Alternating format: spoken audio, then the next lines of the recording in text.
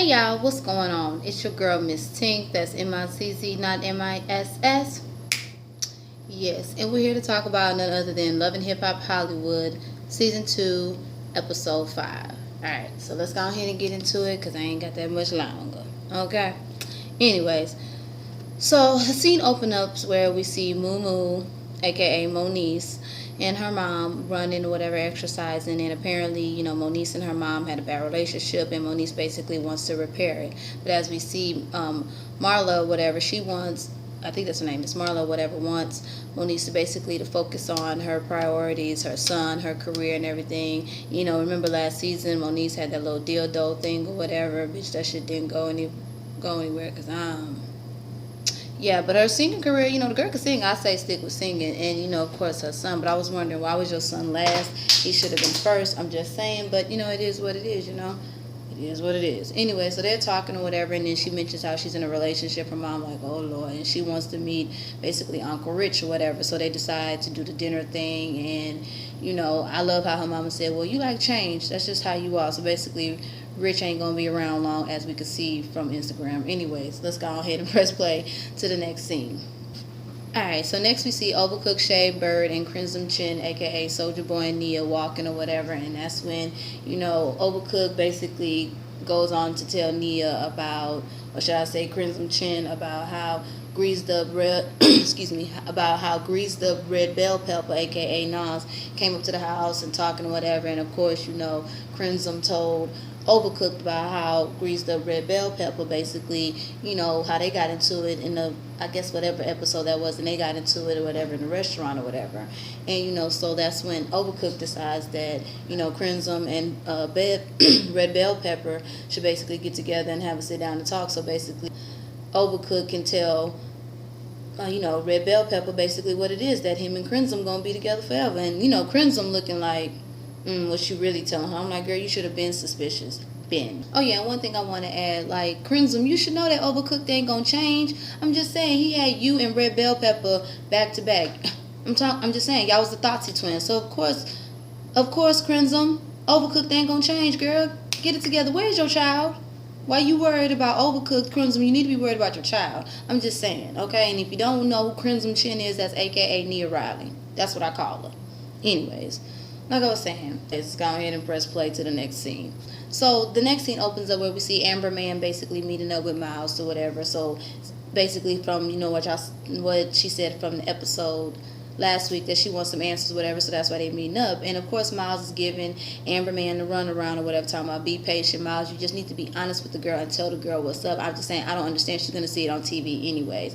But I mean, Amber Man, open up your eyes. If y'all haven't had sex together, of course he don't want you, girl. Move on. Open up your eyes. Then you talk about, is she outside? She outside, girl. If you only knew. Then she talking about, also before she said, is she outside? Talking about how she be seeing Miles up on Instagram with a whole bunch of girls in Milan. I'm like, girl, it ain't the girls you need to be worried about, girl. It ain't, girl, it ain't them girls you need to be worried about. I'm just saying, it's not. It's a.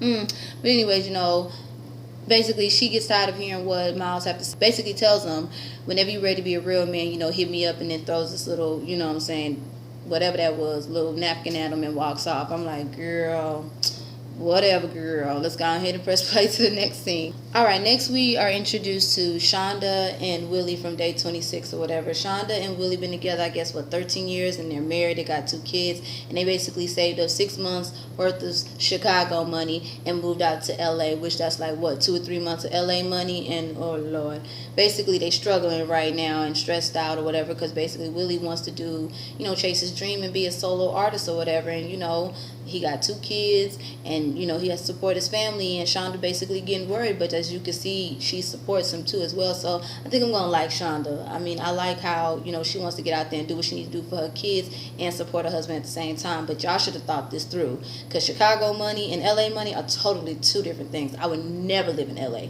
I will visit, but I would never live in LA unless the good Lord bless me to have an opportunity where I can live and be comfortable.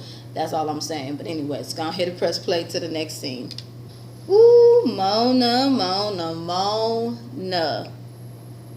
Oh my God, you Dementor looking bitch. Mona Scott Young, you Dementor from Harry Potter looking bitch. You good, girl. You know how to suck the souls out of motherfuckers, I tell you that much. Anyways, as we see, we see Moo and Uncle Rich basically moving in together. Uncle Rich made the leap to move from New York to LA to make Moo happy, and Moo, she all happy, jumping for joy, and then basically lays on a surprise, we're gonna be meeting my mom. And you should have seen Rich's face. Rich was like, yeah, he ain't into it. He don't want to do it. I'm like, Moo, you are moving too fast. You and Uncle, I told you, Moo, in the last video I did, the last episode, you can't be surprising Uncle Rich like that. You're going to give him a heart attack, girl. You see the look on his face, girl? That was signs of a stroke, girl. That tempo, girl. That whole left side was going, girl. Moo, stop surprising this man. You moving too fast. Now all of a sudden you want him to meet your mom, and then y'all know y'all relationship is strained. And I actually felt where Rich was coming from. Maybe y'all should work on y'all relationship first before you introduce me to your mom, which is very true. But of course, Moo, she gonna move fast anyways. That damn girl is like damn road runner. Just don't know when to stop. Stop for 1 second and keep going. Lord Jesus. But ultimately, Rich basically gives in and meets the mom or whatever. And boy. And I forgot to mention in the first scene of in the beginning when Monice and Marla was together, Marla was like, who is this Rich Dollars? Your mama didn't name you Rich. Basically gonna do research on his ass. I was like, oh Lord, but I agree. You are Uncle Broke, not Uncle Rich. Okay. Anyways, let's go ahead and press play to the next scene.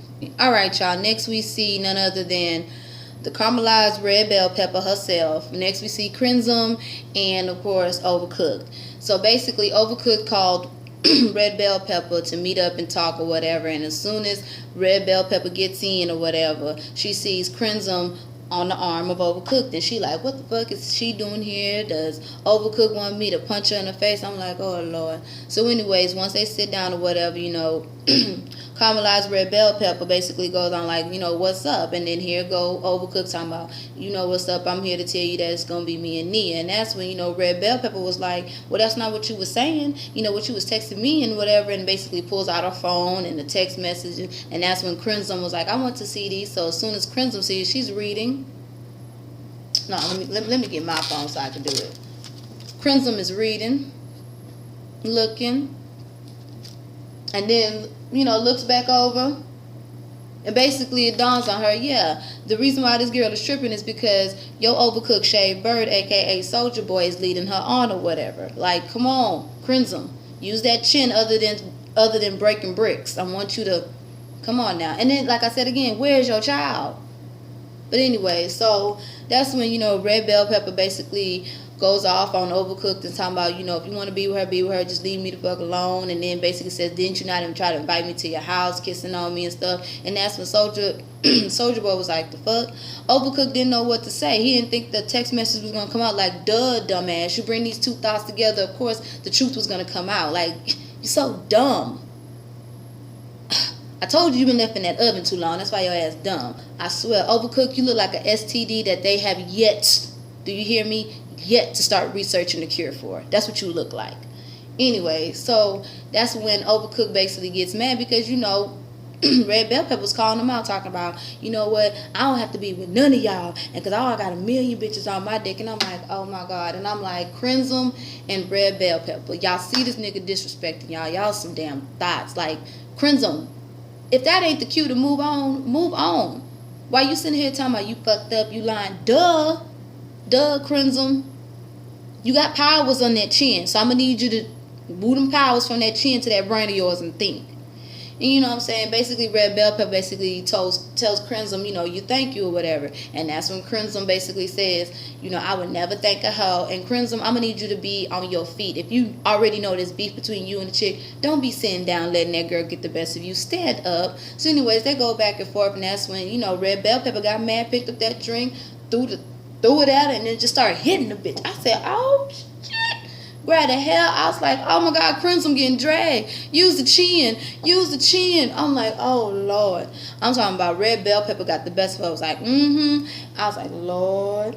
So after that, you know what I'm saying, it comes back where, you know, security basically in front of, you know, Overcooked like, I'm good. And then, you know, that's when Crimson basically says she's speechless, she's embarrassed. Like, girl, you should have been speechless and embarrassed. You should have been moved on. You knew what type of nigga he was. I'm just saying.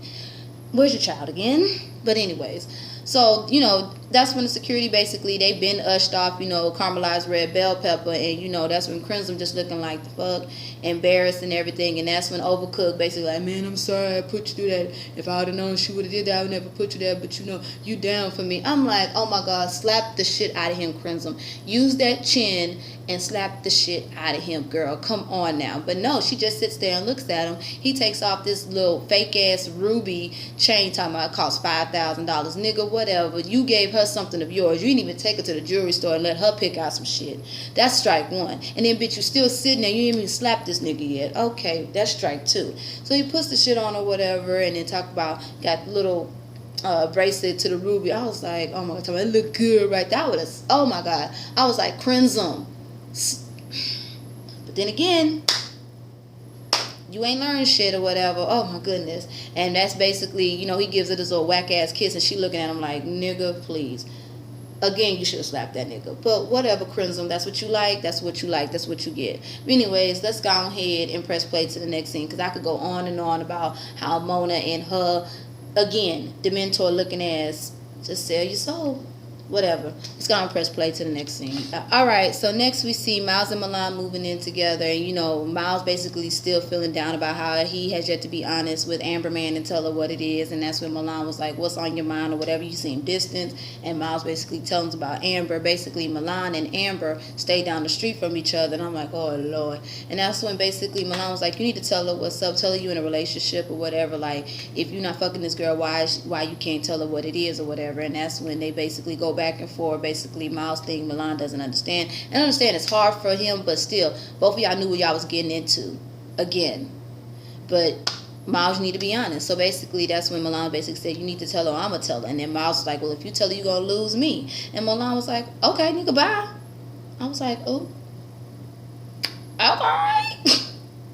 I'm sorry, this shit was funny to me. It was. Okay, but anyways, let's go ahead and press play to the next scene.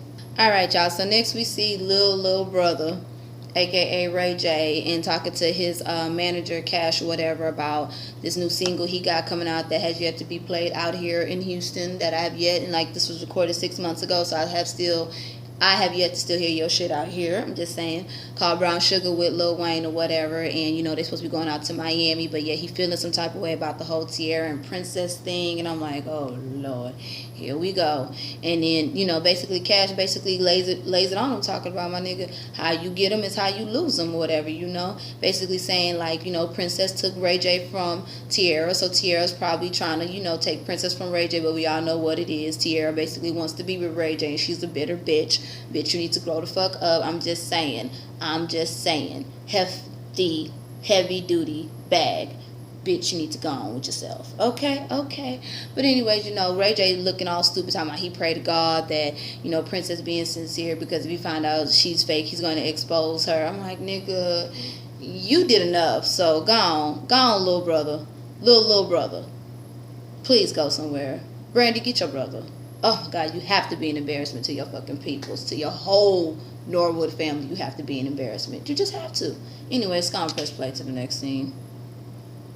Alright, next we see April and Shandra, whatever. They're meeting at the gym and, you know, burning off some stress. Oh, that's why I love to work out. Oh, that's why I love it. Anyways, that's when Sandra basically asked April what she's been doing. April said she's been touring with Omarion or whatever, but now she's glad to be back home. And then that's when April basically asked Sandra what she's been doing, and Sandra was like, you know, they done moved out here, she's stressed out, she's thinking about, you know, going back on the pole. You know, she used to be an exotic dancer and back in Chicago, and she wants to make it work for her family because they running out of money or whatever. I'm like, duh, girl, 6 months of saving and you going out to LA? Y'all should have thought about this. Really y'all should have thought about this. Y'all did not. But Mona, how the hell you could have gave him some money, girl? You could have gave him a down payment on that house, girl. You didn't have to do them like that. But anyways, you know how Mona is. Mona is a damn Dementor, so therefore, yeah, sucked the soul out of their asses too. So anyway, she's talking about she wants to go back to stripping to support her family, and April doesn't think it's a good idea, you know, because how can I get back to the family and make her look, and plus she got kids. And I agree with what she's saying, but I feel like Shandra, there's other outlets too, but I mean, I don't have any kids, but still, there's other outlets too. So I felt where April was coming from, but I also felt where Shandra was coming from too, so I was 50-50. But anyways, let's go ahead and press play to the next scene. Alright, so next we hear this slow ass music from Jessie J, which I like the song, and Milan in the car like,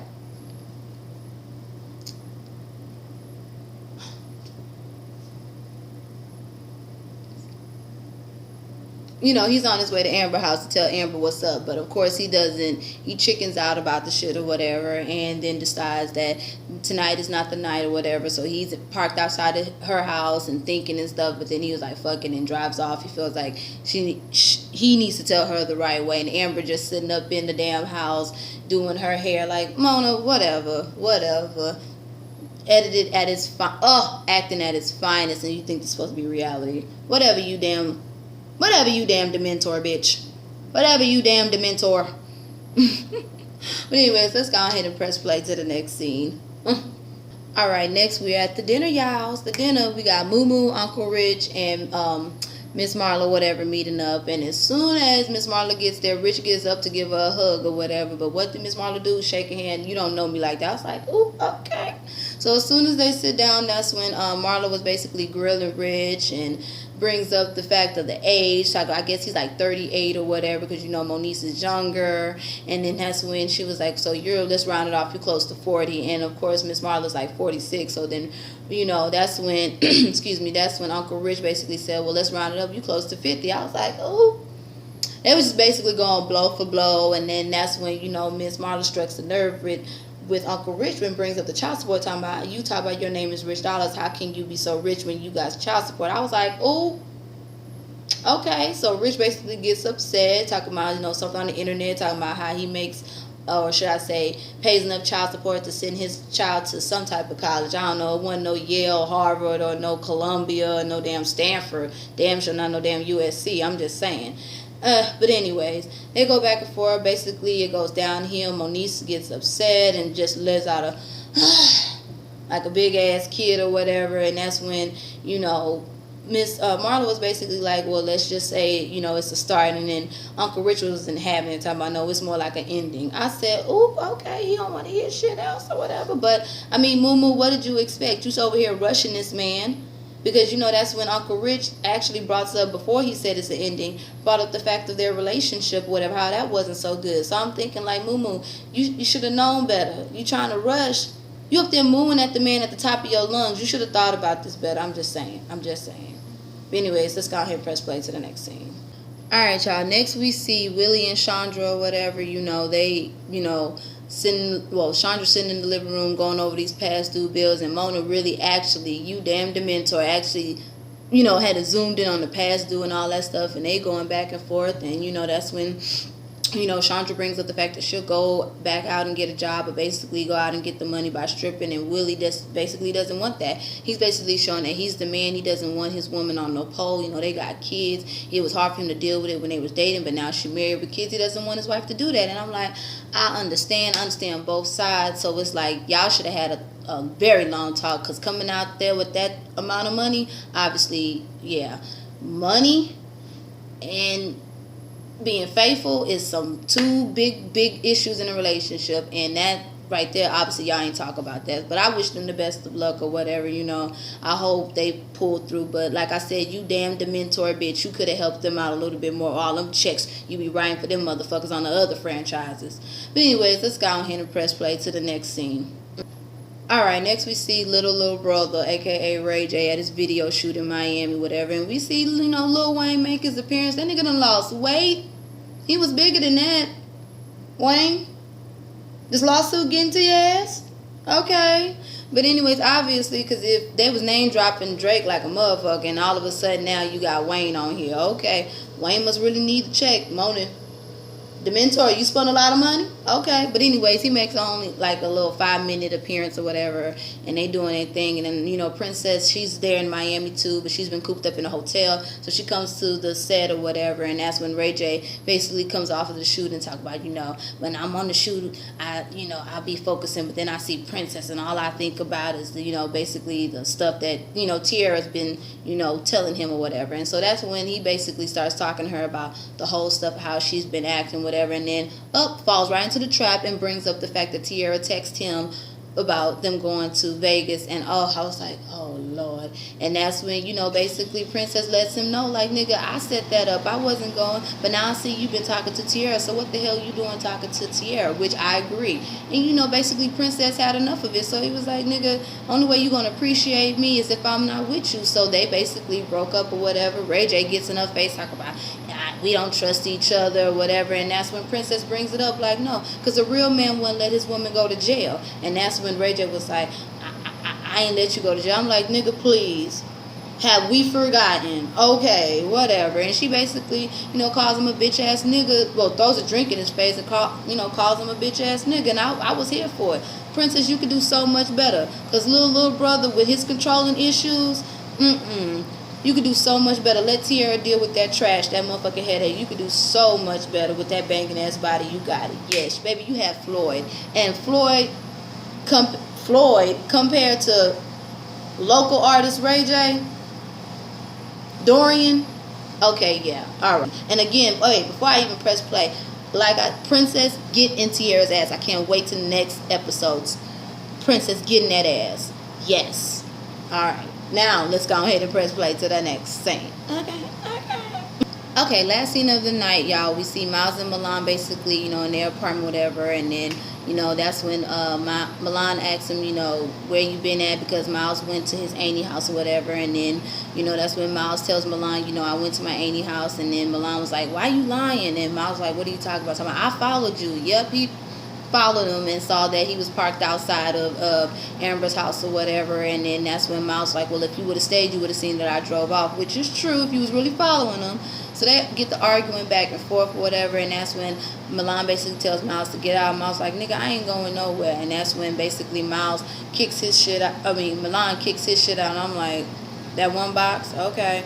And then that's when Miles picks up some of Milan's shit or his shit and just like, nah, let's go. Well, I guess they both was moving out. I don't know. And then as soon as Miles goes outside, Milan closed the doors and he started kicking it and banging on like, nigga, you really thought you was going to get in with them kicks and that bang? Okay. But as you can see, it didn't work out or whatever. So that's when basically Miles just picks up his box and walk clean, smooth off. I just should have been honest in the first place. Milan getting fed up. You should have been honest in the first place. That's all I'm saying, Miles. That's all I'm saying. But anywho, y'all, next week I think it's gonna be really good. I can't wait to see it.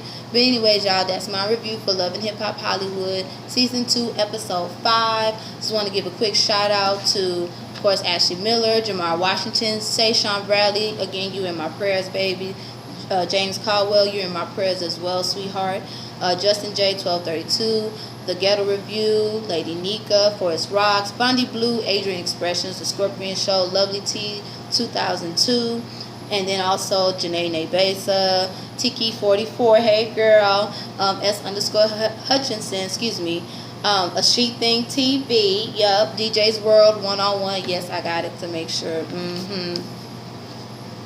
yes, DJ's World 101, Mr. Still Standing, Alexander Rogers, Squeaky Jones, alright, hey girl, Life with Us TV, okay, and also some new ones. Also want to put out Miss Callie Butterfly, hey girl, and also Layla Lynn, Tammy B, Pisces Pooh, Mike B, hey, and DT Scorpio 01, check her out, y'all. And also Minnie Pam is eating healthy. All right, so y'all check them out or whatever. We'll be back at it again. I hope you guys have a blessed night. All right, and again, the channel is Natural Pole Sisters TV, and I'm your girl MizzTink. That's MIZZ, not MISS.